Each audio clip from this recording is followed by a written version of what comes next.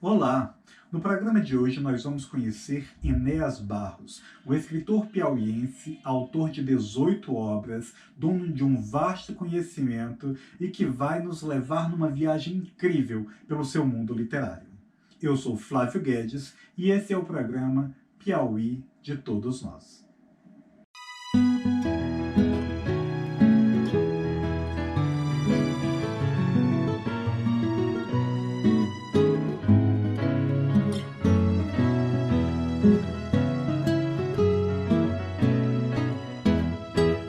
Então, para darmos início ao nosso programa, hoje eu vou pedir para que o nosso entrevistado se apresente para você, nosso espectador.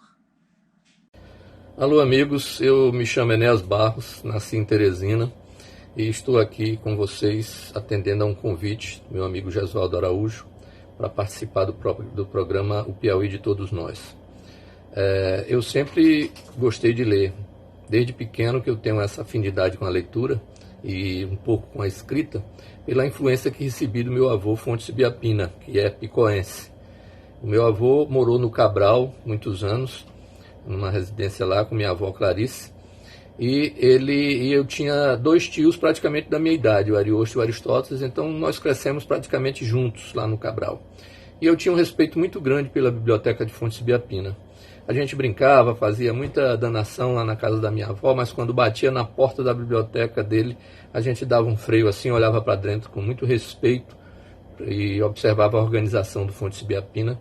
Isso aí me influenciou muito na minha vida literária, o respeito pelos livros, a vontade de pesquisar pela quantidade de livros que ele tinha. Ele deixou mais de 7.000 volumes depois com a morte dele.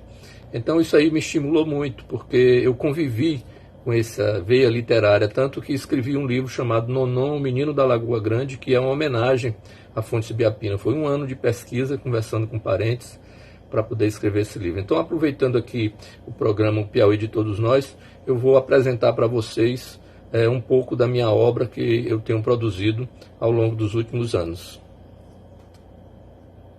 Enéas, conta pra gente qual foi o seu primeiro livro publicado.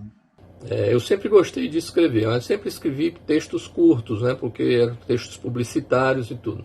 E eu sempre trabalhei com turismo. Eu trabalhava na empresa de turismo do Piauí, a Pientu, na época, e percebi que as pessoas não encontravam fontes de informações acerca do turismo. Aí resolvi escrever um livro chamado Piauí Viagens, Piauí Terra Querida, um guia turístico cultural sobre o estado do Piauí. Então esse livro ele é todo em preto e branco, ó, muitas informações em preto e branco, muitos mapas.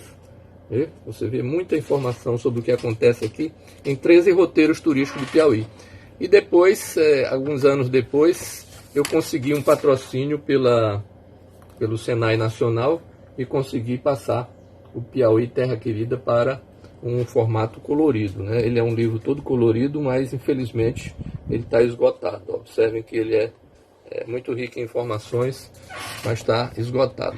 Em seguida, depois dessa experiência de escrever esse livro, eu fiz o meu primeiro romance, que se chamou Macauã. Meu primeiro romance de fôlego, produzido pela Edições Bagaço de Recife. Então, Macauã foi o meu primeiro romance escrito com fôlego, né? Aí comecei a pegar gosto e a partir daí não parei mais de fazer romances. Para quem não sabe, o Enéas ele é neto do grande escritor piauiense, picoense, Fontes Ibiapina. E escreveu um livro que trata sobre o seu avô, né? Então, Enéas, por favor, conta pra gente um pouco da história do livro Nonon. Esse é o livro Nonon, o Menino da Lagoa Grande, que é a história de Fontes Ibiapina, que se passa aí na infância dele em Picos. É um livro que tem um encarte, ó, com toda a obra de Fontes Ibiapina, a obra cronológica dele, todo o registro dele. Então, como ele era meu avô, padrasto da minha mãe, na verdade, eu tinha muito apego pela biblioteca dele, muito apego por ele, né? Então fui a Picos várias vezes para entrevistar o irmão dele, o Pebinha, saudoso Pebinha, e era um cara espetacular, um poeta popular de primeiríssima mão. Pebinha me levou por toda a região onde Fontes Biapina brincou a infância, as festas que ele ia, que ele era caboclo dançador, né, por assim dizer. E eu tive muito prazer de conhecer tanto a Fazenda Lagoa Grande, que dá título ao livro, né, O Menino da Lagoa Grande, como a Fazenda Vaca Morta. A Fazenda Lagoa Grande pertencia aos Ibiapina e a Vaca Morta pertencia aos Fontes. E os Fontes Biapina, os Fontes tinham uma memória, ainda hoje tem uma memória fascinante. E isso me chamou a atenção. Eu fui conversar com o Pebinha me contou histórias muito legais, até a vinda do Fontes Biapina para cá. Aí, de quando ele estava para cá, já peguei a memória da minha mãe, que viveu com ele desde a infância, e alguns outros parentes também que me deram depoimentos sobre Fontes. Foi um livro muito doloroso de escrever, porque é família, né? Eu relembrando aqui, Fontes Biapina faleceu em 1986, depois de assistir ao cometa Halley lá na Lagoa do Portinho, né? Teve um infarto fulminante no amanhecer do dia. Então foi um livro que me deu um prazer muito grande de escrever. Conta toda a história dele, tanto a vida pessoal como a vida no fórum, que ele foi juiz de direito e diretor do fórum Salmão Lustosa, lá em Parnaíba. São muitas histórias, muitos livros, não é? Tenho certeza que você está aí se deliciando, assim como nós aqui no programa Piauí de todos nós. Vamos então conhecer qual o próximo livro que você tem para nos apresentar, Inés. Esse é O Turco e o Cinzelador. É uma história que se passa em Teresina, na época da construção da igreja de São Benedito. Uma história que me foi contada pelo meu amigo professor Fonseca Neto. Fonseca contou que houve um caso interessante na época da construção da igreja de São Benedito por um artesão chamado Sebastião Mendes. E eu fui pesquisar sobre o Sebastião Mendes para saber um pouco mais da vida dele. E encontrei apenas 4 referências ao Sebastião Mendes. Uma resolução da Assembleia Legislativa, se não me engano, a resolução 630, que dava uma bolsa de estudo para ele estudar Belas Artes no Rio de Janeiro.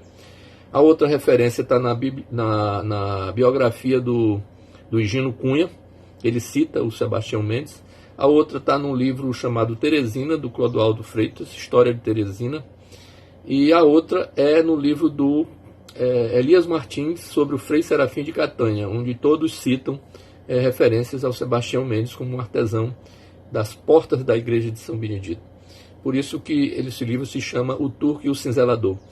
Eles têm esse nome também curioso porque a história seria do Sebastião Mendes, que era o cinzelador, foi o cinzelador das portas da igreja de São Benedito. Mas, com o decorrer da narrativa, como eu não tinha muitas informações sobre o Sebastião Mendes, o Turco, que é um personagem de ficção, tomou corpo dentro do livro.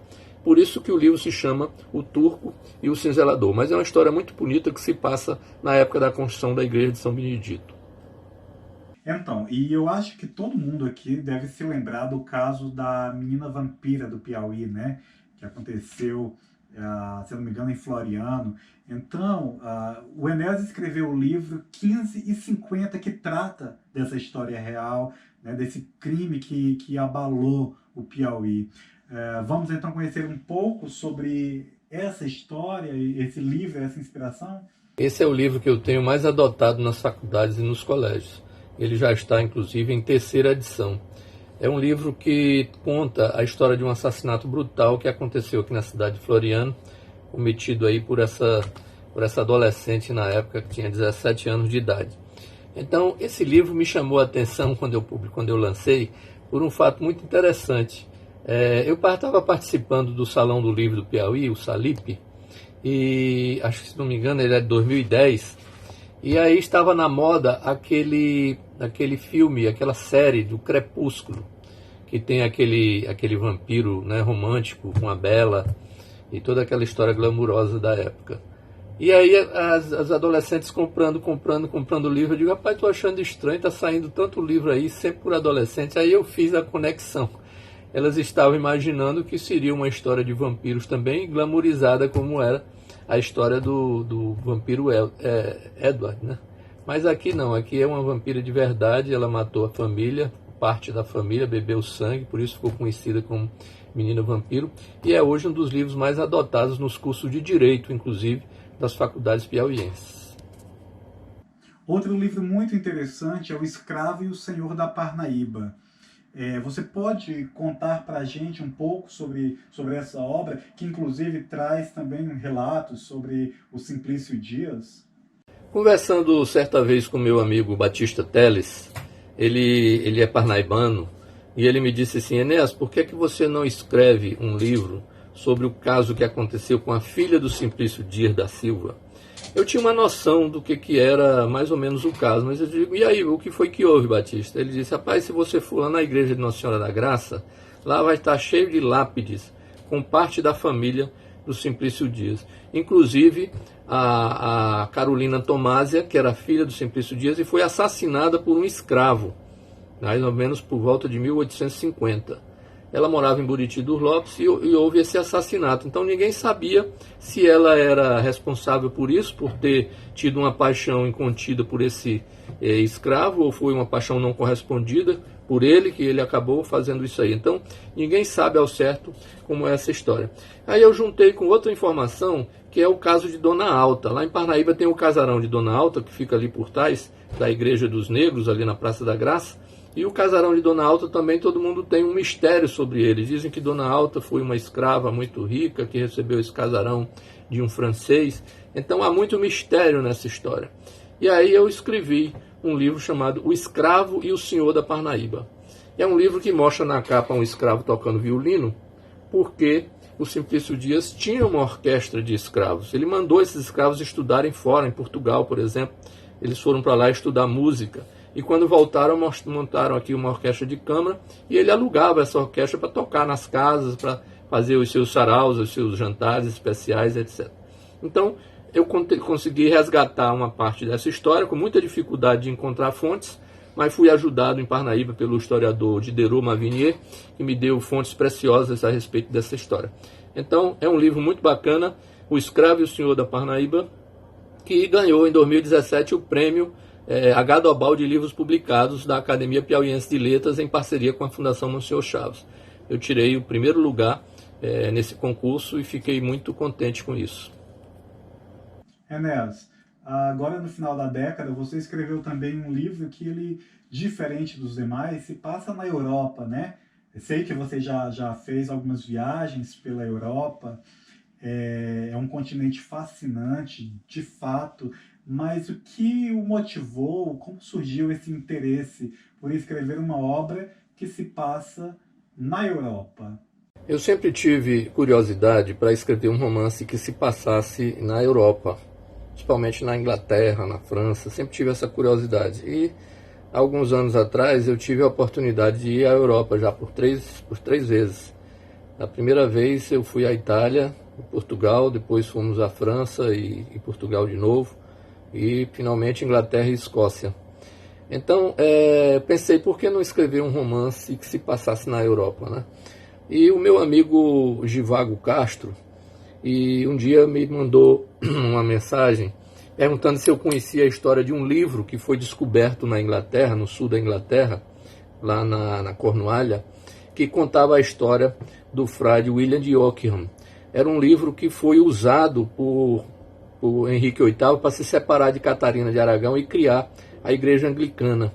Aí fiquei curioso com essa história e descobri que em 2015 pesquisadores da dinastia Tudor descobriram numa biblioteca lá chamada Lanhydrock, na Cornualha, um livro sobre a filosofia de William de Ockham, e ajudou o Henrique VIII a se separar de Catarina de Aragão, porque o Papa não permitiu a separação de Henrique VIII.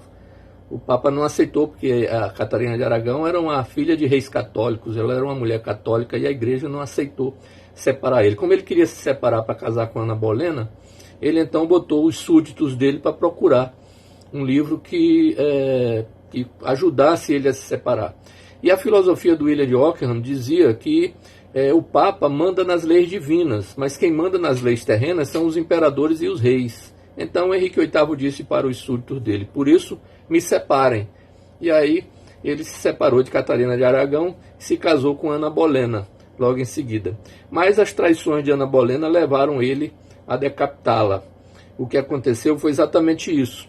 A Ana Bolena disse que era uma rainha e, como tal, não se curvava a ninguém, porque naquela época decepava-se as cabeças, a pessoa deitando o corpo sobre um cepo e o carrasco destria o machado. Então ela exigiu um espadachim porque ela poderia ficar ereta e o espadachim corta a cabeça dela sem ela precisar se curvar. E eu escrevi um livro chamado Tragam-me um Espadachim, que foi lançado em 2018. É um livro muito volumoso, um livro que conta uma história palpitante. Ele encerra na corte de Henrique VIII, na corte de Dom José I, 200 anos depois, já meados do século XVIII. E recentemente o Enéas escreveu o livro Esperança, que trata sobre essa personagem tão importante para o nosso Piauí e para o país inteiro, né, para todo o Brasil, a escravizada Esperança Garcia.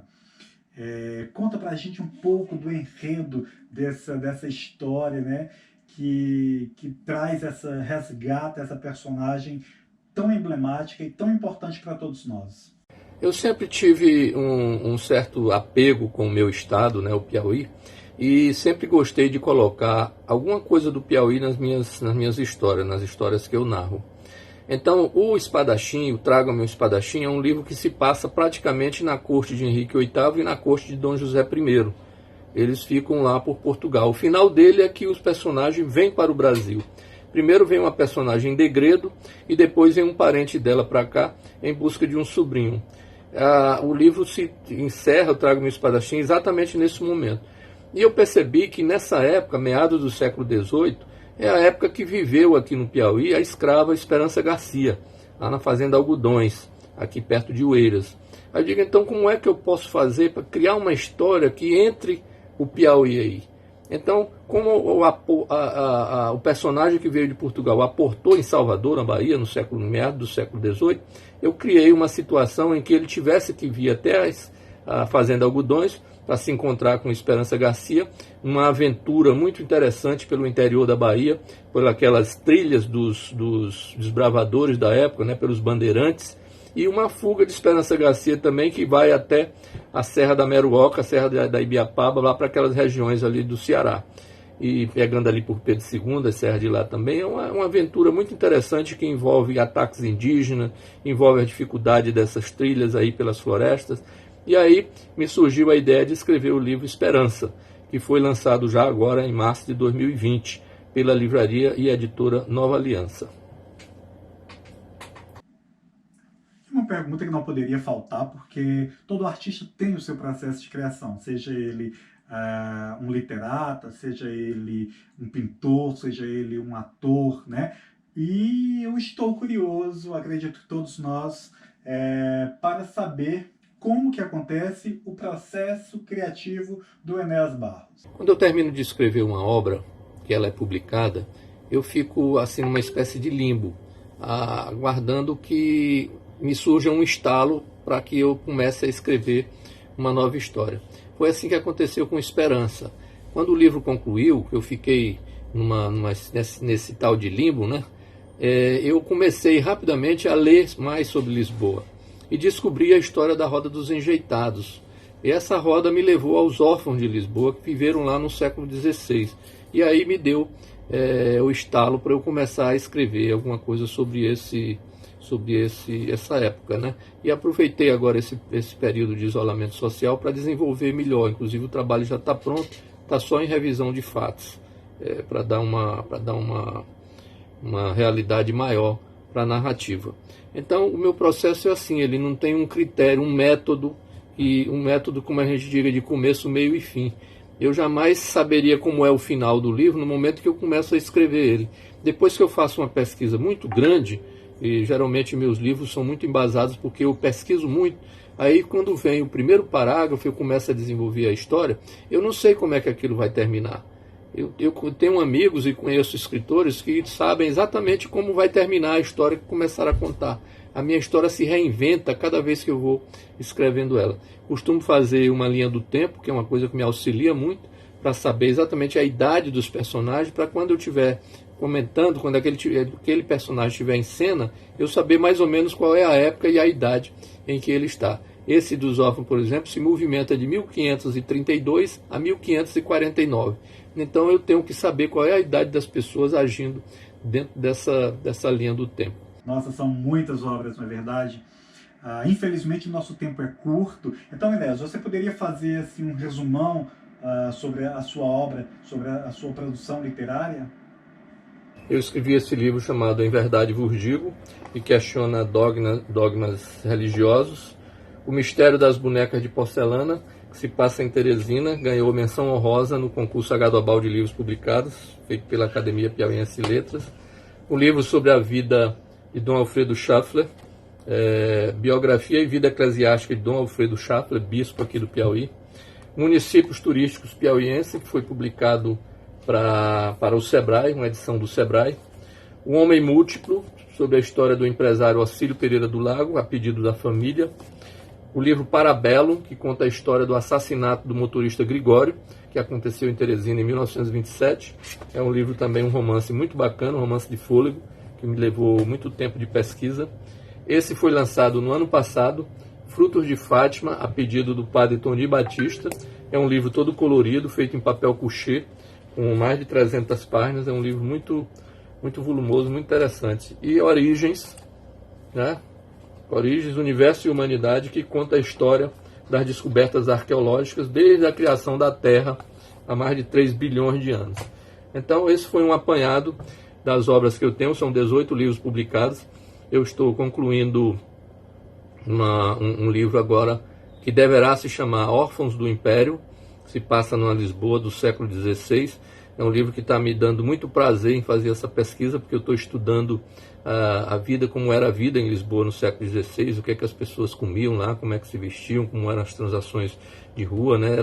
Era uma cidade muito complicada, porque estava no auge dos descobrimentos e vinha muita gente de outros países lá para Lisboa para tentar a vida, porque estava vendo esse boom dos descobrimentos lá e muita prosperidade ali dentro. E ao mesmo tempo essas turmas de fora, esse pessoal de fora trouxe para Lisboa a mendicância, trouxe para Lisboa o estímulo à prostituição, à orfandade.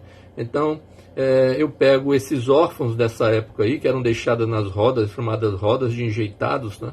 Eu pego esses órfãos aí e trago eles para o Brasil, porque Portugal queria embranquecer a pele do brasileiro, porque os portugueses que chegaram aqui no Brasil naquela época, eles estavam cruzando com índias e negras, então estava escurecendo a pele do brasileiro, e a corte portuguesa achou que poderia mandar umas meninas para cá, especialmente as órfãs, né, entre 12 e 16 anos de idade, no ponto de casar, para casar com esses caras aqui.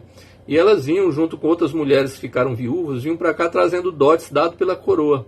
A coroa dizia, se você casar com essa moça, você vai ganhar uma terra para morar, vai ganhar um emprego, talvez ser funcionário do império e tal. E por outro lado, vinham os órfãos meninos. Esses meninos iam para ajudar os jesuítas e os padres que já estavam aqui no Brasil a catequizar os índios, porque a criança tem mais facilidade de aprender a língua. Então, esses meninos se entrosavam com as outras crianças indígenas e ia se aproximando com a religião.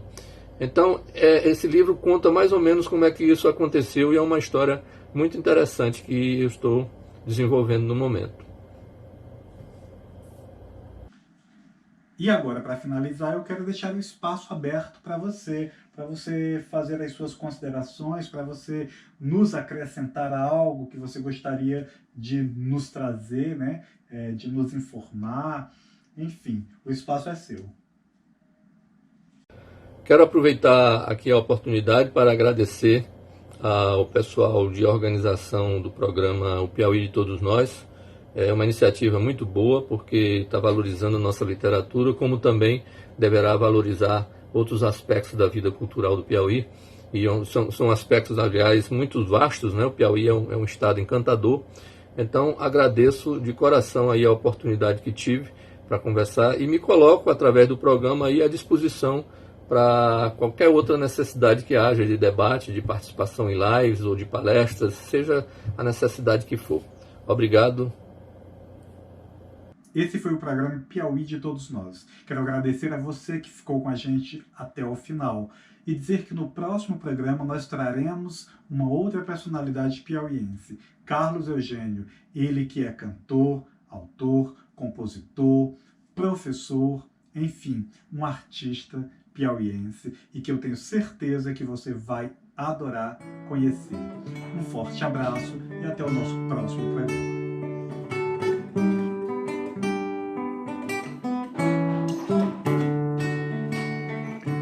O meu cantar era à beira de riacho, quando a seca feito de acho não dava de atazanar.